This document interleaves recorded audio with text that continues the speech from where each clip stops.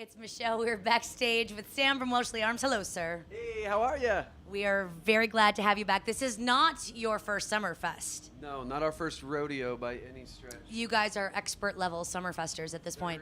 Third in a row. Third in a row. We got to keep that going. We were actually talking about everybody thought it was 4, and then I remembered why. We got booked right after Summerfest ended 4 years ago, and we were so excited for a whole year that we were going to play at Summerfest, so it felt like a whole extra year. So it feels like 4, but it's 3. Okay. So it's like it's the Christmas present. I'm glad that you guys came to an agreement on that. Yeah. You know that you're in Millertown, obviously. Legendary was used in the Miller campaign. So did you get paid in Miller Lite? And if you did, where is the stash? And also, can you tell all of us so that we can all go drink it? Yeah, we have it in our trailer, but it's been in there for the whole year since the...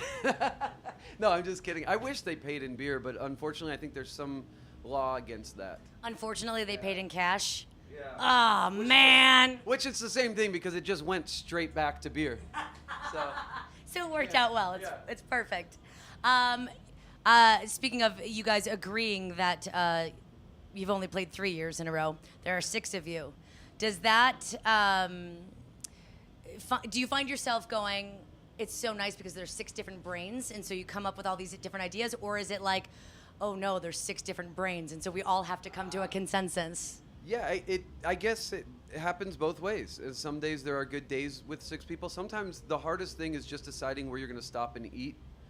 That is probably that's when the 6 brains, it would be nice if it was just like 2 or 3. Yeah. But when it comes to the artistic creation and all that, it's definitely better because you can bounce ideas off each other, and there's definitely a lot of trust in each other. So if someone has a strong idea and they sell it, we're all like, all right, we got your back. We're gonna do this. Yeah. Okay. Who usually wins the food debate, and where is that place on the road? What's the good road food? Oh my gosh. Well, we have a running joke. Our guitar tech wanted to go to this place. We were always going to like healthy places, and he was getting sick of it. So he is using his app to find food. We were out in like Lubbock, Texas or something, and he finds this place called Cheddar's Scratch Kitchen, and he's like, this place is a scratch kitchen. Everything's made fresh, so you guys would like it. It's not like the kind of places I'm usually. So I'm like, okay, I mean, I'll check it out. I pull up the app, Yelp, and I look. Literally, the first review was, "Don't ever go here." Shame. And then there was something really funny like, "Shame on me," or "Fool me once, shame on you. Fool me twice, shame on me.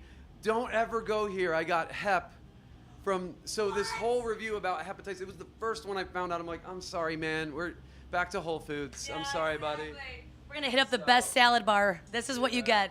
Yeah. You can't roll those dice. No. That's not so something. that one still comes up as like the riskiest, almost restaurant, but we try to keep it pretty chill. I like finding like little ma and pa places. So if we're on the highway and you find a small little town, Yelp kind of works for that. You usually find like 2 reviews at a place where they're like, this was a hole-in-the-wall gem. And I'm like, fuck, that's where we're going. Right. Yeah. Right, as opposed to, traveling on the road, I'm sure you run into things. Would you, recently I was driving from Louisville, Kentucky, and there was a goat farm. Is that something that you guys would like stop and pull off and be like, you guys, we can pet goats? Or are you guys pretty like, let's just get to the next city? Blinders. I would do that. But I think it's hard to wrangle 6 people to want to go pet goats. And that is the soundbite for the entire interview. No context. Your new album, you guys decided to go and record it in a house. Yeah. An old-ass house, from what I understand. Why?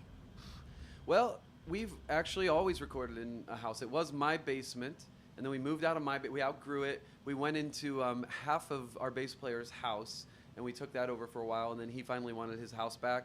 And so we decided we would find an actual house that still had the same feel that we had when we were recording in our homes before, but it would only be a studio. So instead of a bedroom, it's a piano room, and then a drum room instead of a kitchen. All these kind of crazy things, but it just works for us. It's been kind of our vibe and how we've made our music and created, and so it feels like home. And it's in the woods. It's in Cleveland, Ohio, so it is home. But yeah, it's set into the woods and everything. It just feels like it's like we're hanging out at a house. Kind of cozy. And Yeah. if you transformed all the rooms, what did the bathroom turn into? Oh, that's the one thing we had to keep. Yeah. If you're even asking, you haven't been on the road with our group. The bathroom is, we've actually thought about maybe taking back one of the other rooms to add an additional bathroom. Like, man, this was the keyboard room, and now I can't do anything. You jerks. Tracking in here. Amazing. Well, Welshly Arms, welcome back to Milwaukee. Oh, so good to see you. So great to see you guys.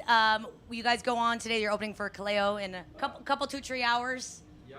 I'm looking at like if I have a watch. It's not 1987.